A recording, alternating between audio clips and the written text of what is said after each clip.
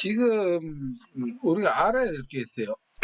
지금 직업 상담사가 출제 경향이 뭐냐면 지금까지 쭉 뭐 한결같았어요. 그래서 기존 기출을 풀면은 필기 합격률은 거의 90% 이상이 됐었어요. 그런데 카페도 나와 있지만 25년도부터는 출제 경향이 변경이 됐어요. 출제 경향이 25년도부터 말이죠. 이건 뭐 한 20년 만에 이렇게 큰 변동이 일어났어요. 예. 그래서 이거를 지금 알다시피 CBT잖아요. 필기는 컴퓨터로 하다 보니까 제가 이 문제를 입수를 할 수가 없어요. 그래서 이제 최근에 이제 입수가 돼 가지고 제가 지금 입력을 해 가지고 지금 이제 작업을 하고 있거든요. 물론 24년 거도 해야 되겠지만은 일단 25년부터 급해. 왜? 올해부터 주식 경향이 바뀌어졌어요. 이제 바꿔진 내용을 보게 되면은 일단 난이도가 조금 높아요. 난이도가. 그리고 신출 문제가 많아요. 신출 문제가. 우리가 제일 머리 아픈 게 신출 문제가 되겠죠. 그래서 우리가 이걸 대응을 하기 위해서는 어떻게 해야 되는가 제가 이렇게 보니까 일단 카페에 있는 1회부터 10회 있잖아요. 이 문제를 보다 더 정확히 뭐냐면은 학습을 할 필요가 있어요. 옛날에 대충 학습해야 되는데 정확히 학습을 하면은 우리가 출제 경향이 달라졌다 하더라도 이것만 잘하면 1회부터 10회까지를 우리가 잘 익히게 되면 어떻게 되느냐 하면은 비록 바뀌어진 문제라 하더라도 60점 이상은 취득이 가능하다는 거예요. 100점 만점이 목표가 아니니까. 그래서 25년도 이 바뀐 우리가 출제 경향을 우리가 살펴봐야 되는데 그러려면은 어떻게 해야 되느냐. 1회부터 10회 내용을 이제는 옛날에 조금 대충 봐도 필기시험 합격했어요. 근데 지금은 조금 확실하게 해야 된다는 그 차이가 있습니다. 그리고 이제 1, 2, 3회 25년도께 확보가 돼 있으니까 이제 이걸 지금 빨리 이렇게 이제 진행을 하도록 할게요. 여러분들 원서 접수가 빠른 분은 1월 30일 있고 늦은 분은 아마 2월 말까지 될 거예요. 뭐 거기에 맞춰가지고 일단 이렇게 좀 늦으면은 충분히 시간 여유는 있겠죠. 그러면은 실제 우리가 문제를 한번 직접 보자고요. 예, 보면서 합시다. 지금 이 교재는 카페에 보면은 좀 전에 올려놨어요. 해설 파일을. 그리고 이제 지금 현재 녹화를 하고 있으니까 녹화해 놓은 거는 또 카페에서가 유튜브와 연계해 가지고 또 올려놓도록 하겠습니다. 그러면 25년 1회 필기예요. 자, 이게 과목 자체가 조금 달라졌어요. 그전에는 직업 상담학 이렇게 돼 있죠. 직업 상담학. 그 다음에 직업 심리학 이렇게 돼 있단 말이에요. 근데 지금은 직업 심리학이 먼저 나와요. 그 내용 자체는 직업 심리학이 직업 상담학, 직업 심리학 내용과 그 범주에서 이렇게 나오는 겁니다. 그래서 첫째는 옛날에 직업 상담학이지만 지금은 직업 심리학이에요.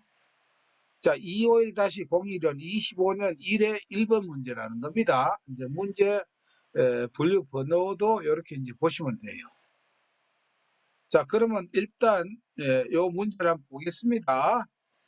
미국에서 개발한 검사를 토대로 표준화한 것으로서 여러 특수검사를 포함하고 있다. 11개 지필검사와 4개 기구검사로 구성되어 있으며 이들 하위 검사들을 조합해서 모두 9개 적성을 검출해 내도록 되어 있다. 자, 요 내용은 말이죠. 4-36번을 모의고사 이때 이 내용을 했습니다. 이 도표 보면은 저 11개 지필 검사와 4개 검사 전부 15개 검사로 9개 적성한다. 해설을 참고하시면 되고요. 그 다음에 여러분들 제가 이런 말씀 드렸을게요. 우리가 영어를 좀 외워야 될 게 있습니다. 예를 들어서 우리가 CMI 같으면은 크라이티스의 직업 성숙도 검사거든요. 이런 건 좀 외워 놓으라고 했습니다. 이니셜은 다 외우지는 모르더라고요. 그리고 GATB라고 요게 적성검사다라고 하는 것을 외워 놓으라고 했습니다. GATB 요거는 분명히 제가 동영상 실제 할 때 이렇게 말씀을 드렸거든요. 요것만 알면 간단해. GATB가 뭐다? 적성검사예요. 적성검사. 일반 적성검사예요. 일반. 그러면 왜 여기에 왜 자 문제 답이 어디에 있습니까? 앞에 거 잘 몰라도 좋아요. 밑에 뭐라고 되어 있어요? 적성을 검출해 내도록 되어 있죠. 적성이라고 하는 말이 나와 있지요. 그러니까 적성검사란 말이에요. 근데 여러분들 한글로 적성검사 나와있으면 좋은데 그게 안 돼 있잖아요. 그래서 GATB를 일반 적성검사 이거는 기억을 해 놓아야 된다 이 말씀이에요. MBTI는 성격 유형 검사니까 이거 적성 관계없고 직업 선호도 검사는 홀랜드 흥미 검사란 말이에요. 이거하고 관계가 없죠. MMPI는 성격 검사거든요. 이것하고도 역시 관계가 없습니다. 물론 이렇게 보면은 또 이렇게 찾을 수 있겠지만은 어때요? 제일 중요한 건 GATB는 일반 적성 검사이구나. 이렇게 정리를 해 놓을 필요가 있습니다. 그래서 조금 이제 어떻습니까? 심층적으로 우리가 알아야 이 문제를 해결할 수 있다. 이렇게 보면 됩니다.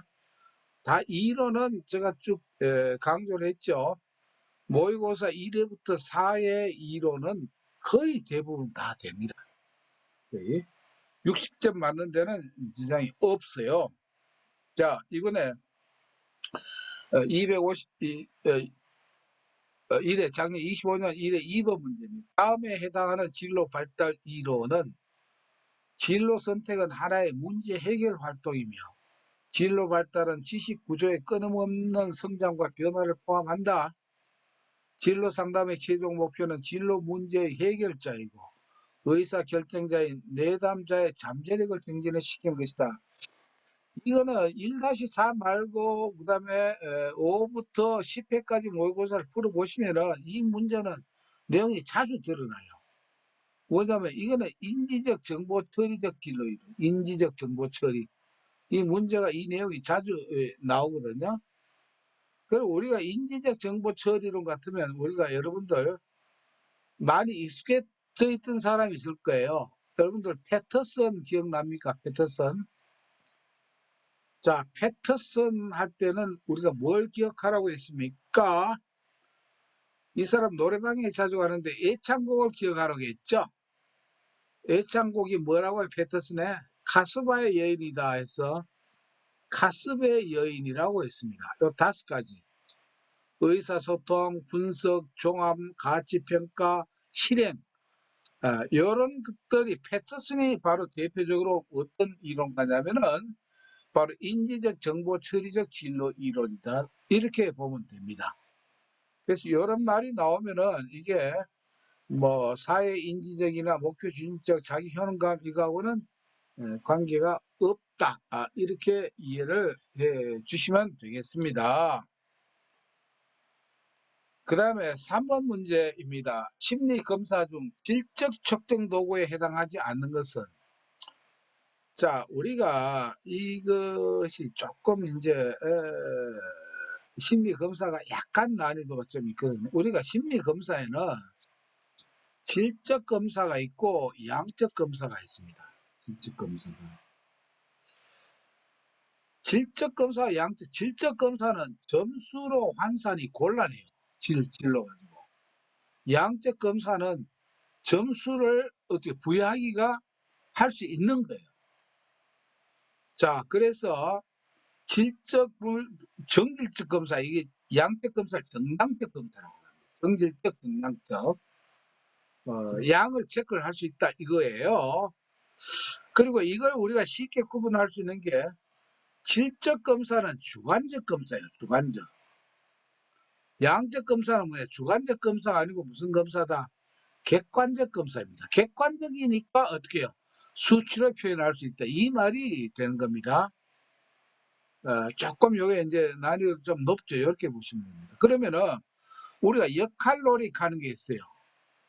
역할놀이는 여러분들 사회 할 때까지는 안 풀었을 거예요. 동그라미로 역할을 하고, 그 다음에, 이게 이제 나와 있거든요. 역할놀이를 이렇게 하는데, 역할을 가지고 점수를 매길 수는 없어요. 이건 주관적이에요.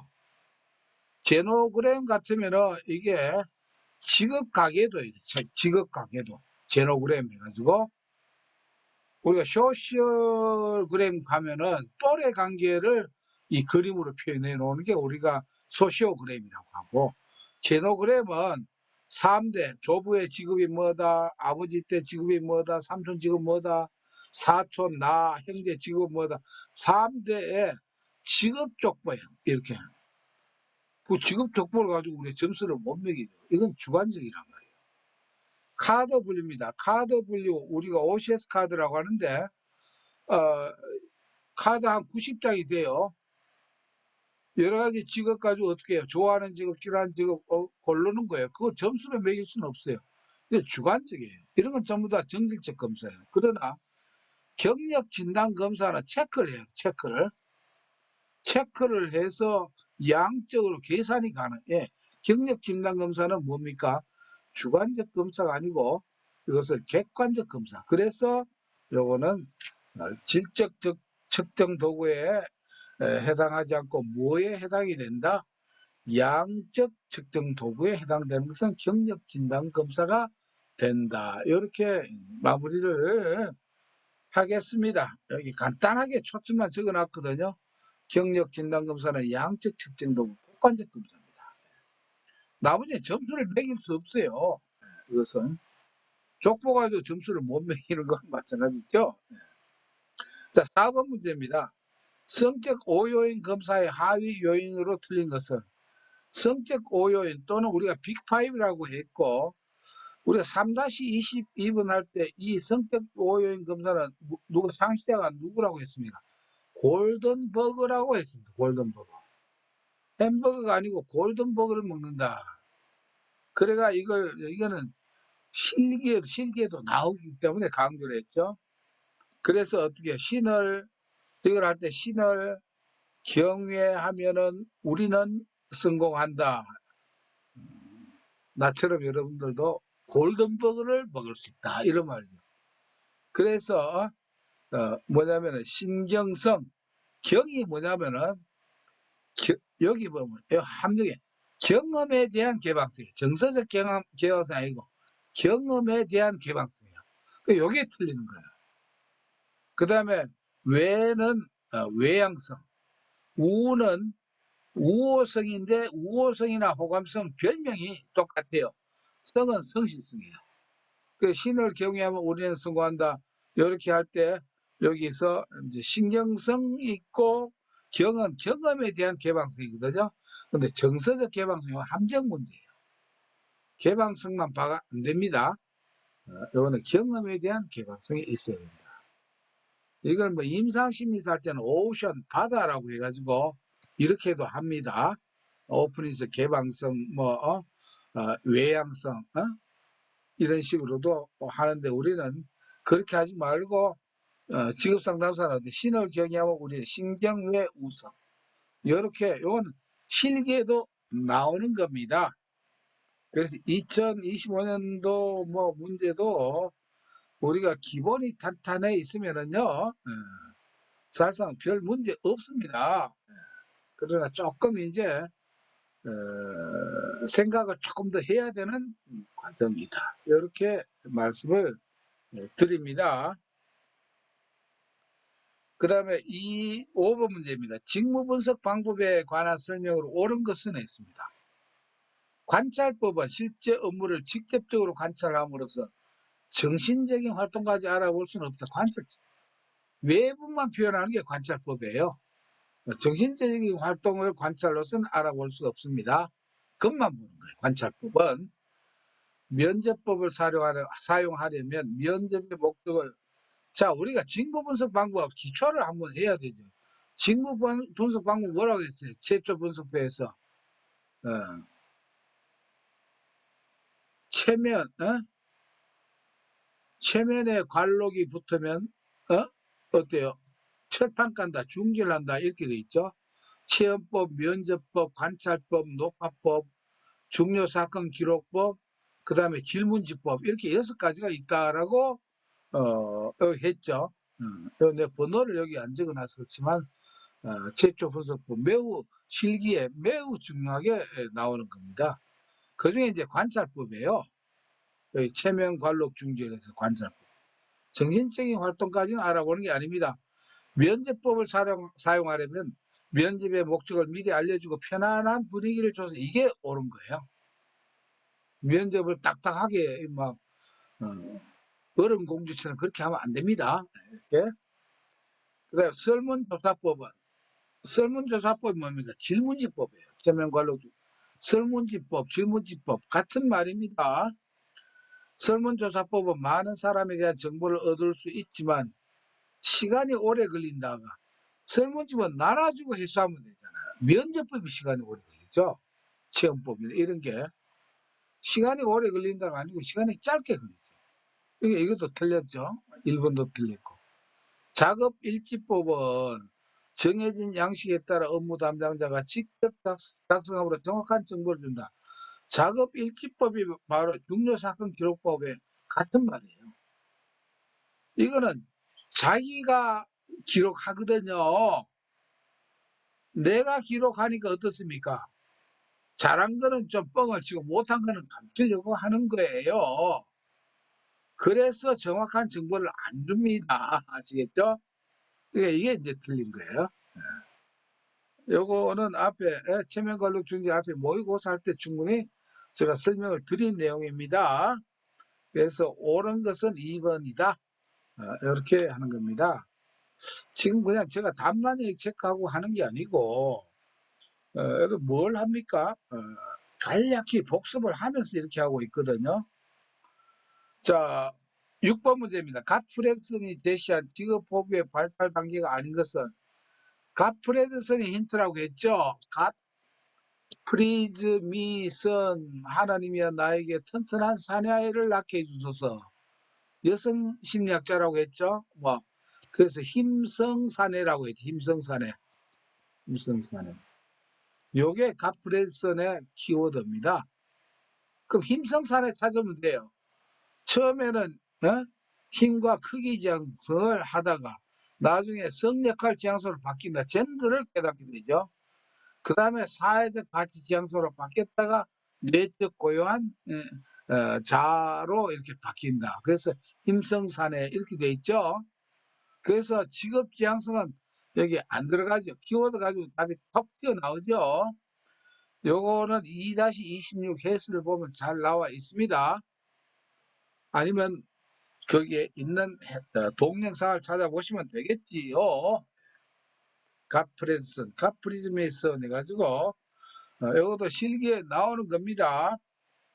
7번 문제입니다. 투사적 성격 검사가 아닌 것은, 우리가 검사에는 객관적 검사가 있고 뭐냐면 투사적 검사가 있습니다. 투사적 검사, 객관적 검사, 투사적 검사. 자, 이거는 우리가 어떻게 구분을 하느냐, 객관적 아닌가 이걸 보면은 여러분들 투사적 검사 요거는 앞에 여기 교재 앞에 연번을 안 적었네요. 모의고사 3인 갈 때 이걸 아주 많이 했어요. 로샤 검사라고도 하고 로샤 잉크 반증 검사, TAT 검사는 뭐냐면은 주제 통각 검사라고 하고 문장 완성 검사, 요 3가지는 투사적 성격 검사예요. 대표적인 것으로서. 자, MBTI는 이거는 뭐냐, 객관적 검사입니다. MBTI는 성격 유형 검사인데 투사적 검사가 아니고 내가 자기 보고식으로 체크를 해요. 자기 체크를 해가지고 16가지 성격 유형이 나타나는 거라는 겁니다. 예, 그래서 요거는 투사적 검사가 아니고 객관적 검사입니다. 이렇게 아시면 되겠습니다. 네, 박영아님, 비디오 오픈해 주셔서 고맙습니다. 구효장님하고 두 분, 네, 힘이 조금 더 납니다. 자, 요거 구분해야 됩니다. 투사적 검사와 객관적 검사. 투사적 검사는 자기가 보고하는 게 아닙니다. 51일의 8번 문제입니다. 직무 분석 방법에 관한 설명을 옳은 것은 이거는 완전 신출이고 고난도예요. 이거는 왜 그러냐면은 이 직무 분석 방법 이거는 여러분들이 했겠지만 슈퍼의 전생의 발달 이론과 이렇게 매치가 이렇게 돼 있어요. 그래서 슈퍼 하면은 여러분들 앞에 이제 동영상을 들었다라고 하는 걸 기초로 지금 이렇게 진행을 합니다. 적어도 여러분들 동영상은 카페에 있는 1, 2, 3, 4회까지는 들어주셔야 돼요. 그래야 뭐가 일이 됩니다. 그것까지 안 들으면은 아주 곤란해요. 이론이고 정리가 안 되거든요. 그러니까 슈퍼 같으면은 세상에서 어떻게 해요? 가장 주례사를 짧게 하는 사람이라고 했습니다. 뭐요?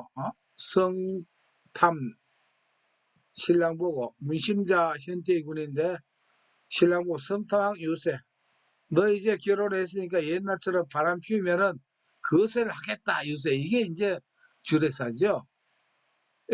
그래서 전생의 발달이 성장기가 있고 탐색기가 있고 확립기가 있고 유지기가 있고 쇠퇴기가 있더라 이렇게 되어 있는 거예요.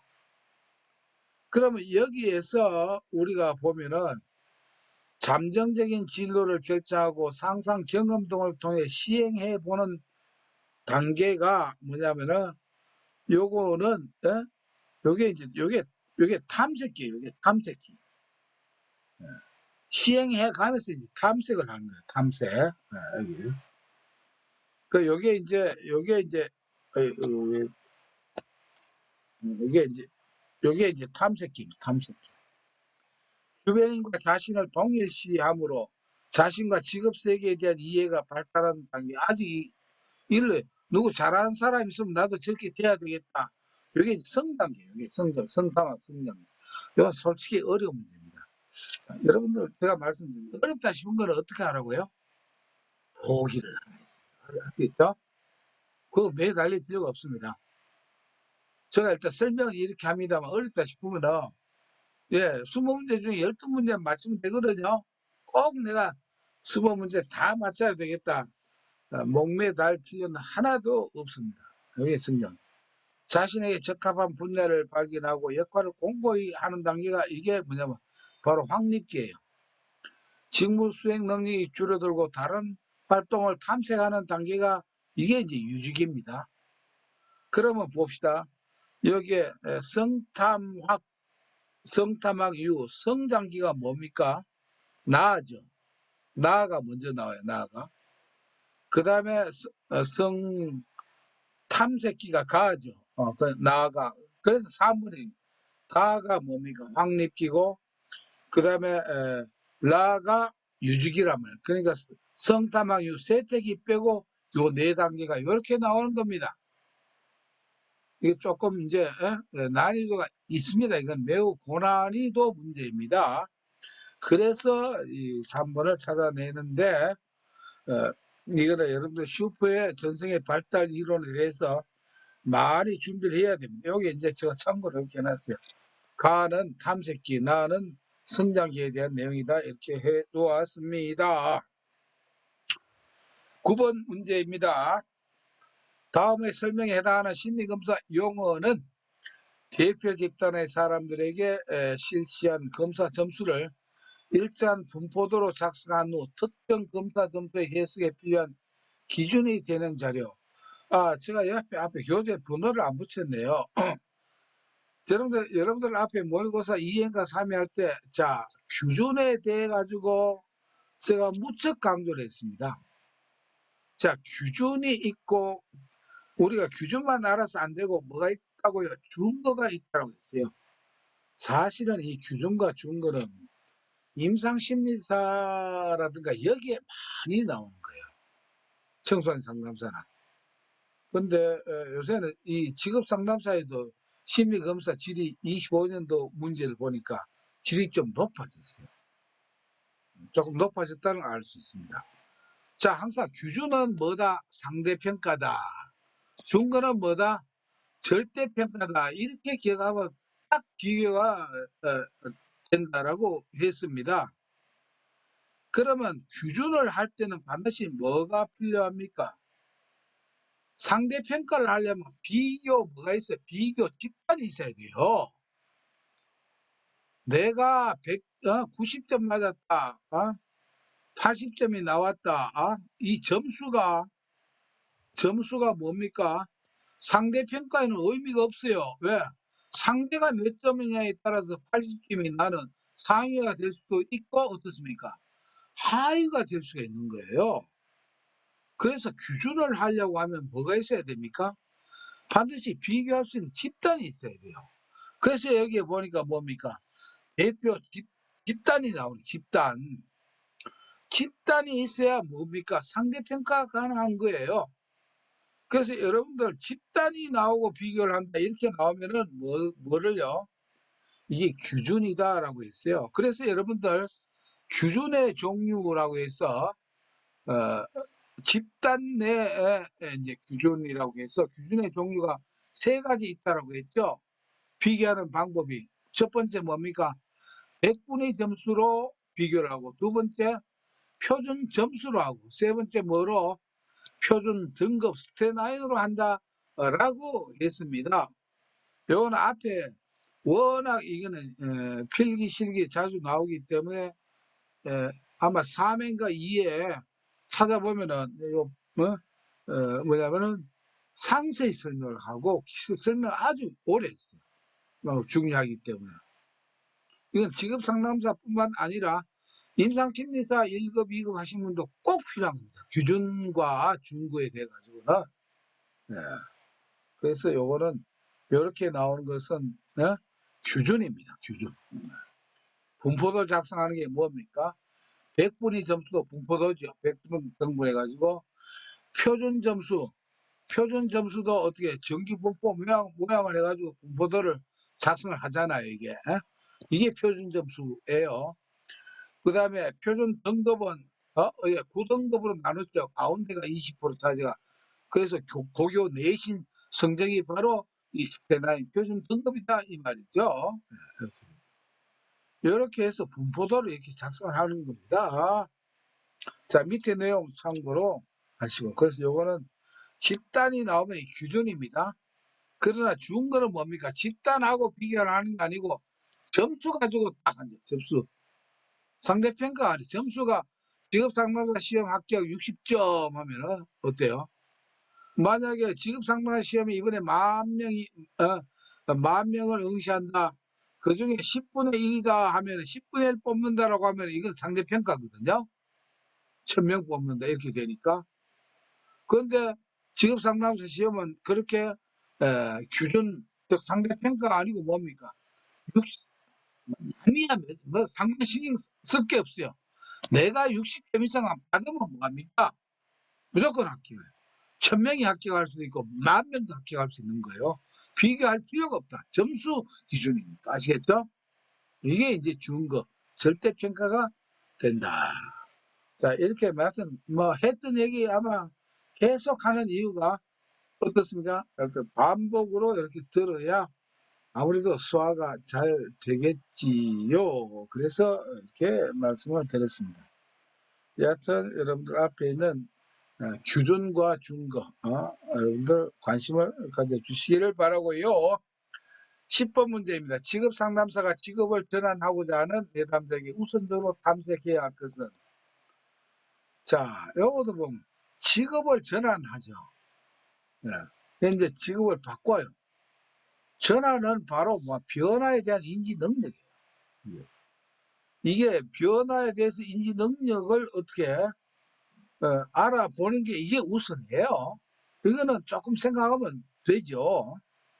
새로운 작업애입니다. 이또 타이핑 커피하다 보니까 작업에 대한 그리고 타이핑이 에러율이 상당히 적네요. 이제 하나 발견했네. 자화자찬합니다. 이해해 주세요.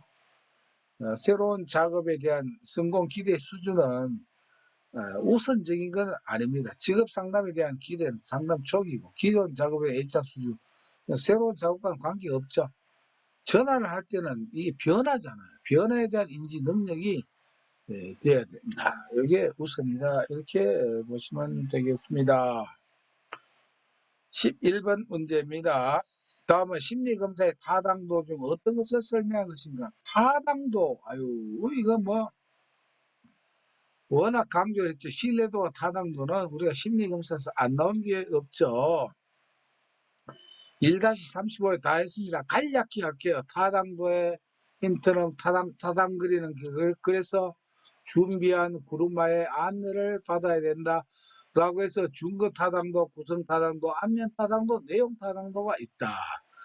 준거 타당도는 규준이 준거가 맞는가 안 맞는가 보는데 거기에는 예언 타당도와 동식 타당도가 있고 구성 타당도에는 구성이 당도 90% 당도니까 화장실에 자주 간다. 요수변이라고 해가지고 바로 요인분서 수렴 타당도 변별 타당 세 가지가 있다. 또 상상은 1-35에가 있습니다. 그 다음 안면 타당도는 피검자가 판단하는 타당도입니다. 내용 타당도는 논리적 전문가 내용 나오면 뭐다? 내용 타당도다. 이렇게 핵심적인 설명을 드렸거든요. 그러면은 논리적 사고 나오고 본질적으로 해당 분야 전문가가 나오니까 이거는 무슨 타당도가 되겠습니까? 바로 내용 타당도가 됩니다. 그래서 내용 타당도죠. 이렇게 설명을 지금 길게 이야기를 해서는 안 되니까 그렇습니다. 12번 문제입니다. 작업자 중심 직무 분석에 관한 설명으로 틀린 거 써냈습니다. 작업자 중심 직무 분석 이게 다 이 시간이 가니까 요쯤만 말씀을 드립니다. 7-36번하고 동일 문제입니다. 기초문제.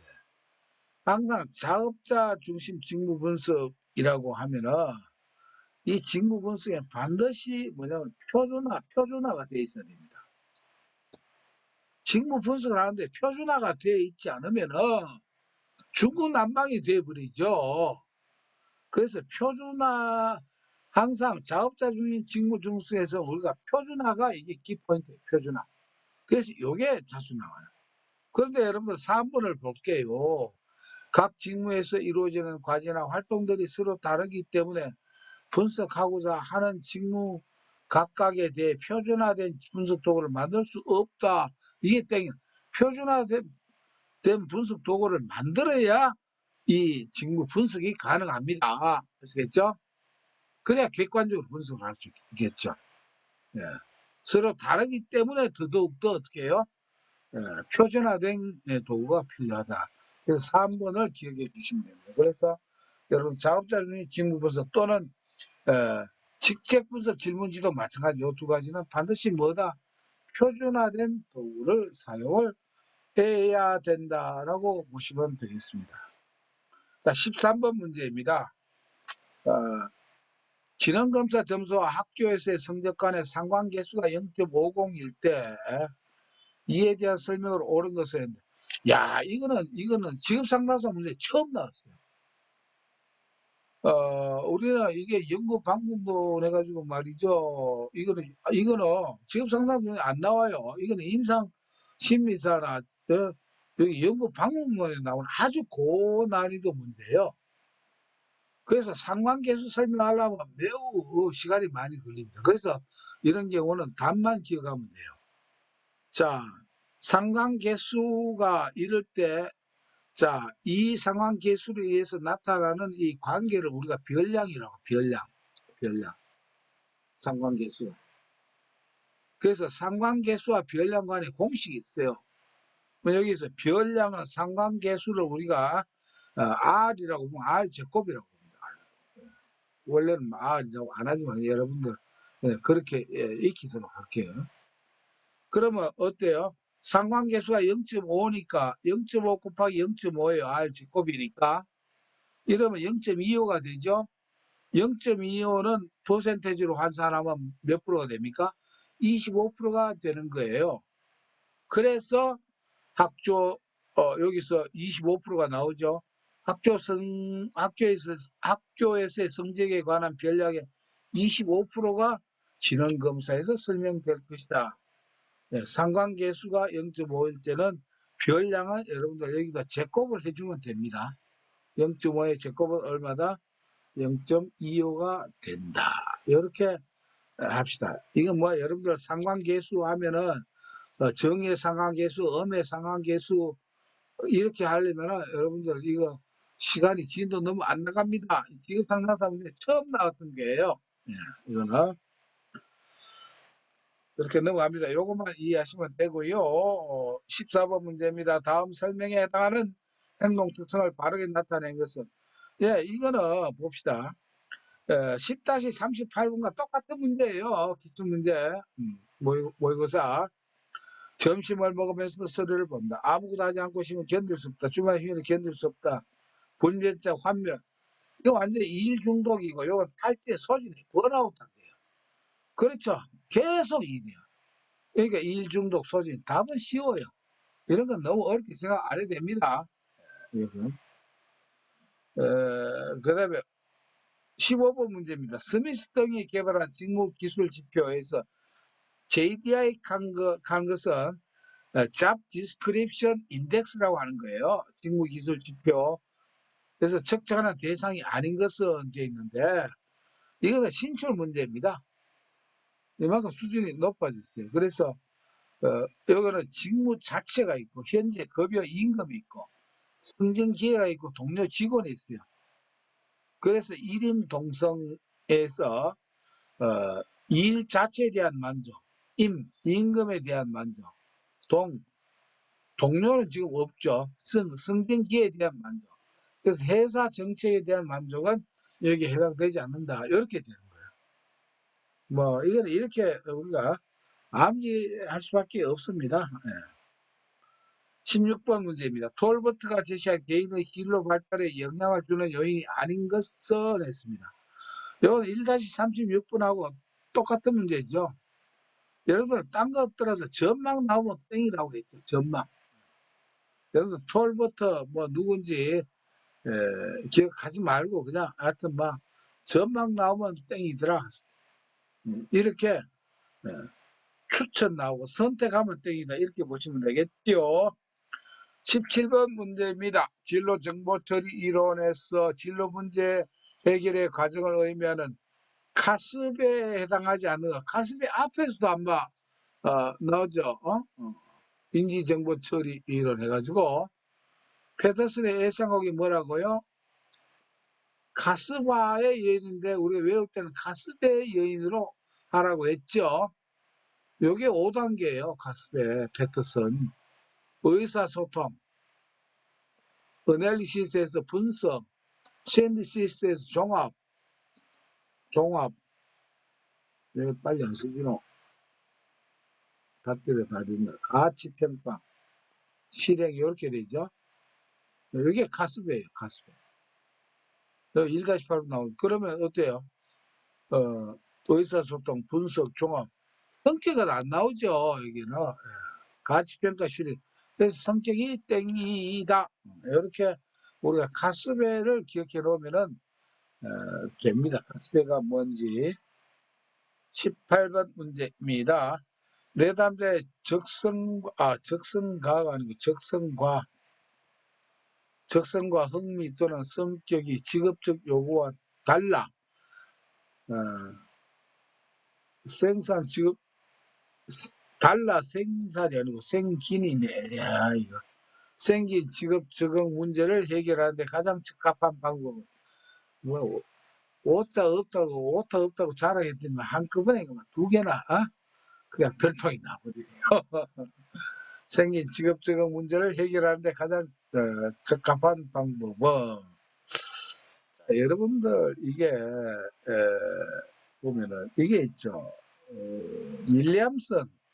윌리엄슨이 뭘 했어요? 어불모무 했죠. 모순된 직업 선택 있죠. 모순된 직업 선택은 뭡니까? 자기 직업에 적성하고, 이게 스타일리스트가 충전이 다 됐구나. 적성하고, 흥미하고 일치하지 않을 때 흥미하고, 이때 모순된 선택이라고 했고, 이걸 1-32번 여러분들 해설을 봐야 됩니다. 지금 새로 다 설명을 할 수는 없고, 요약만. 이걸 크라이티스가 할 때는 뭐라고 했어요? 이 업을 모물을 현실성, 적응성, 결정성으로 나눴어요. 적응성 보면은 뭐가 있습니까? 적응형이 있고 부적응형이 있어요. 적응형은 적성과 흥미가 둘 다 일치하는 거고, 부적응형은 뭐라고요? 흥미와 적성이 하나도 일치하지 않는 거예요. 그러니까 적응을 할 수가 없죠. 하나라도 일치가 돼야 되는데 둘 다 안 되니까 적응을 할 수가 없지 않겠습니까? 그럴 때는 우리가 어떻게 해야 된다고요? 그때 동영상 보면 말씀을 드렸을 거예요. 내담자가 현재 그 직장에 우리가 고용24 들어가서 흥미검사와 적성검사 해보니까 하나도 안 맞아. 그럴 때는 어떻게 해야 된다고요? 직업 전환을 해야 된다고 했죠. 직업을 바꿔줘야 돼. 그 사람에게 맞는 걸로. 그래서 직업 전환이에요. 직업 전환. 이런 사람에게 스트레스, 인간관리, 갈등관리 아무 소용이 없습니다. 우리가 상담사로서 직업 상담사로서 가장 중요한 것은 내담자의 적성과 흥미와 현재 직업과 연관을 시키는 겁니다. 이렇게 직업 전환입니다. 나는 유능한 상담사니까 적성과 흥미가 안 맞아도 잘 적응시킬 수 있을 것이다. 그런 오만은 버려야 됩니다. 19번 크럼볼츠의 진로 이론에 대한 설명으로 틀린 것은 이렇게 되어 있습니다. 크럼볼츠 한 게 4-1 했죠. 여기 요거 했는데 크럼볼츠가 뭡니까? 동영상 여러분들 보시면은 되어 있습니다. 크럼볼츠는 크럼과 볼트 이미 환경을 생각하는 전기가 나 있어요. 그 유망한 환경학과, 유한학과라고 해요. 유한학과. 실계는 유한학과. 그래서 유전적 요인과 타고난 적성이에요. 그래서 직업 결정에 영향을 주는 개인 요인과 환경 요인을 유전적 요인과 환경 요인을 강조해요. 유한 환경을 무시하고. 그 다음에 진로 신념 검사와 관련이 있습니다. 검사와 관련이 있고 과제 접근 기술을 강조한다. 여기에 과제 접근 기술, 유한학과 과제 접근 기술이에요. 그런데 진로 선택의 제한과 결정에서 타협을 강조한다. 이거는 클럼볼츠가 아니고 이거는 우리가 갓 프레드슨 아까 힘성 사례 있죠. 갓 프레드슨의 직업 포부 발달 이론이에요. 자, 뭐라고요? 직업 포부 발달 이론을 할 때 제가 말씀을 드린 게 있습니다. 포부는 높아요. 그럼 현실은 이 차이가 너무 많아요. 그래서 직업 포부 발달 이론은 이걸 어떻게 타협을 시켜야 돼요. 포부를. 맨날 꿈만 안고 살다가는 죽을 때까지 백수가 되거든요. 그래서 타협을 하라. 제안을 하고. 그래서 제안과 결정의 타협을 강조하는 것은 바로 갓 프레드슨의 바로 직업 포부 발달 이론이다. 이렇게 조금 난이도가 높아요. 왜냐하면은 여러분 크럼볼츠도 확실히 알아야 되고 갓 프레드슨도 확실히 알아야 됩니다. 전반적으로 예년에 비해서 어떻습니까? 조금 더 생각을 해야 되는 거다. 근데 제가 말씀드린 건 뭡니까? 기존에 있는 거라도 확실히 하면은 합격의 시작이에요. 항상 쉬운 거에 안 틀리는 게 합격의 지름길이다. 그리고 이제 지금 어떻습니까? 앞으로 여러분들 1, 2, 3회까지 제가 줌으로 할 거거든요. 이때 보면은 3번 보게 되면은 이제 여기에서도 비슷한 문제가 올 1회 시험에 많이 나올 거예요. 그리고 지금 해놓으면 어떻습니까? 들어놓은 약효가 한 달은 갑니다. 아시겠죠? 한 달 가니까 지금 잘 들어놓으면은 일의 시험에 크게 도움이 된다라고 생각을 합니다. 네, 신선이님, 예, 신선하게 화면을 열어주시니까 고맙습니다. 자, 20번입니다. 진로 의사 결정 이론에 대한 설명으로 틀린 것은 했습니다. 요거는 사실상 여러분들 수준이 어려워요. 솔직히. 그래서 여러분들 쉽게 생각할 거는 여기 갤라트 나오고 카츠 나오고 하렌 나오고 이러는데, 자, 그러나 이 어려운 거 아니더라도 여러분들 타이드만과 오하라 하면은 여러분들이 들었던 내용이 있을 겁니다. 타이드만과 오하라는 타이드하게 만들었다 정체성을 강조를 한다는 거예요. 정체성. 근데 여기 정체성이란 말이 없어요. 7단계의 정체성이 없는 거예요. 그래서 이게 뭐냐면은 4번이 맞지 않다라고 이렇게 마무리 드립니다. 왜? 이런 요 한 문제 때문에 갤라트, 카츠, 하레 다 하지 마시고 타이드만과 오하라는 뭐다? 정체성을 강조한다. 1단계 정체성을 강조하더라. 이렇게 정리를 하겠습니다. 자, 여러분들, 자, 지금 일단은 아무리 특강이라 하더라도 좀 쉬었다가 이해 안 되겠어요? 녹화도